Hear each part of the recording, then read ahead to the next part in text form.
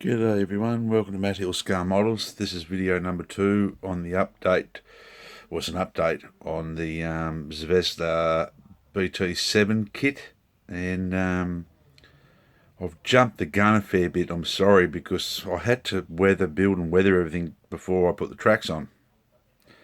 I wanted to show it to find out if the tracks were an issue with the kit, and I don't think they are. People say you can't get any sag in the tracks. Well, everything I've been looking at, and I'm not an expert, but everything I've been looking at in regards to tracks is that this particular type of track doesn't like to have a lot of sag because there is no teeth on the drive wheel. So all the tracks rely on, and I'll just grab this little pointer, all the tracks rely on is these little guide teeth drive wheels here, which drive off pins inside this wheel. There's up to 8 bolts on the inside there, and they push themselves around. And what happens when the track's got too slack, when this vehicle is trying to push itself through something heavy, the tracks will jump. And also because of the design, they're very big track cleats, so these would bend after a while. So they always had to take a link out and try to keep the track as tight as possible so it could get enough power without these teeth jumping over the guide or over the drive pins inside this back wheel. So I think the tracks are very, very good. They don't have any injector pin marks on them. They go together quite well. They're line and length tracks. And to the fact where I actually had to take one link out of each, as you can see there, one link out, and got a really nice sort of fit to it. There's a few downfalls which I'm still working on in this kit, of course. For example, the headlights are moulded solid. They've got a solid, no lens in them, no clear parts. So I've hollowed them out a little bit better, and I've found some clear parts here that I'll be using these lenses to try to get them to fit in there. And then I've got to paint them black because early Russian, what I found, early Russian tanks had that black enamelled headlight housing. The material they give you for the back on the engine bay, it's like a plastic thing, almost like what you get in a fly screen door. You'll have to use super glue for that to hold it together. I found that the Tamir Extra Thin didn't like it. But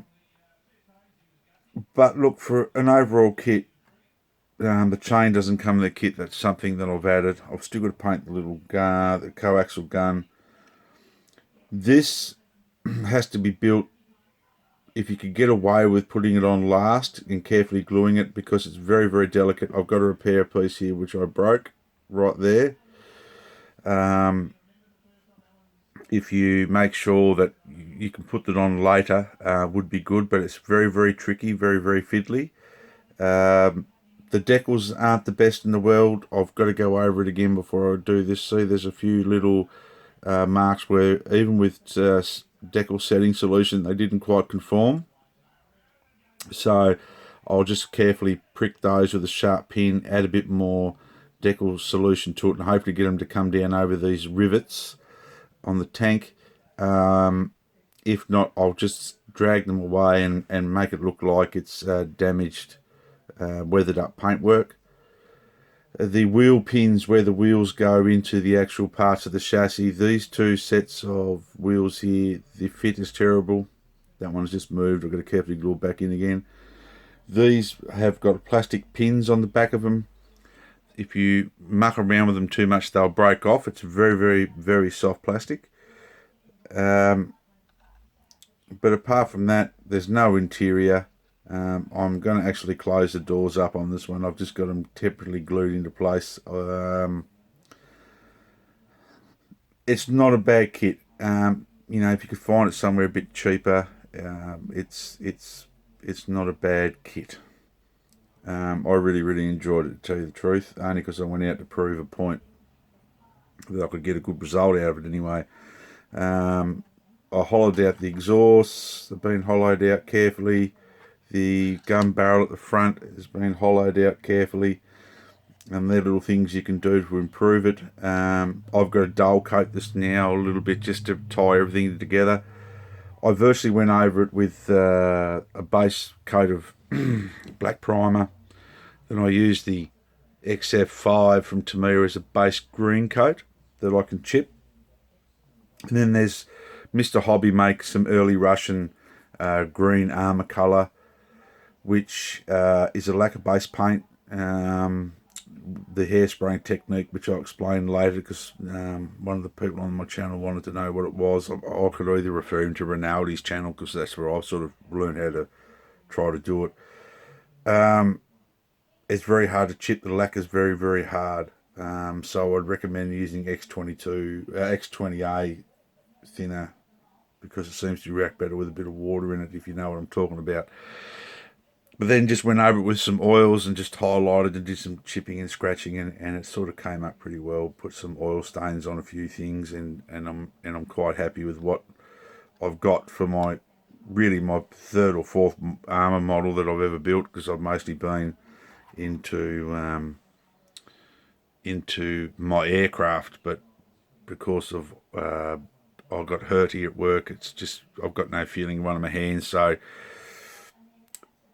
it's really hard for me to sort of do really fine detail work on my aircraft. So I'm back doing a few armour. I've got quite a few kits that I've had over the years, so I'll be doing a few of those, and I'm sort of enjoying it.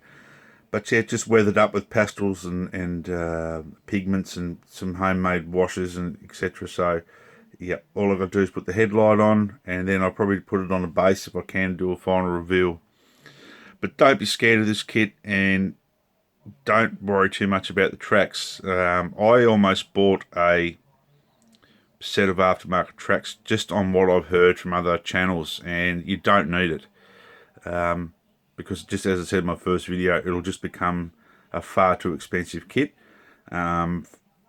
because it has got its limitations. It's a very early model kit, so I wouldn't worry about that too much.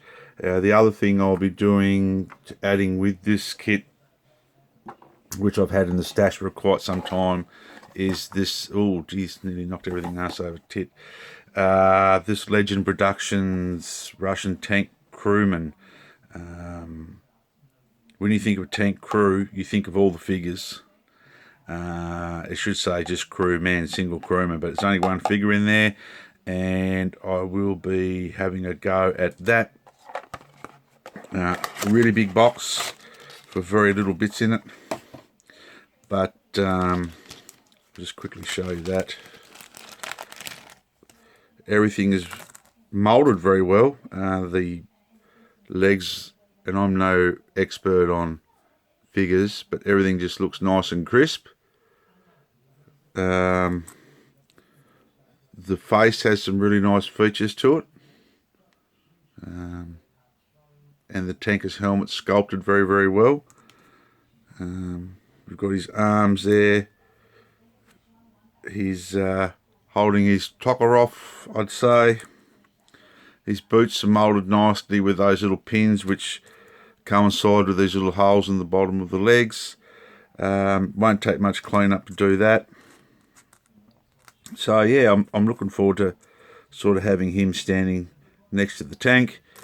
And we'll have a crack at painting a figure. I've got to look into what sort of colours to do. But I appreciate everyone's support. I'd like to thank my new subscribers. I'd like to thank all the new members to the Modeller's Hints, Tips, Questions and Answers. We've reached over 10,000. And I'd like to thank my admin, Greg Riley, Johnny Plum, Matthew Keller, Ian Sadler, everyone. Thank you very much for helping me with this page over the years. And my good old mate from Tassie, Bobby Johnson. So until next time, guys, be safe, model hard. Go and get yourself a Zvezda kit. If you want to have something to practice at, go and buy a Zvezda and have a crack at it. And hopefully you'll get as much enjoyment as I did out of mine. See ya.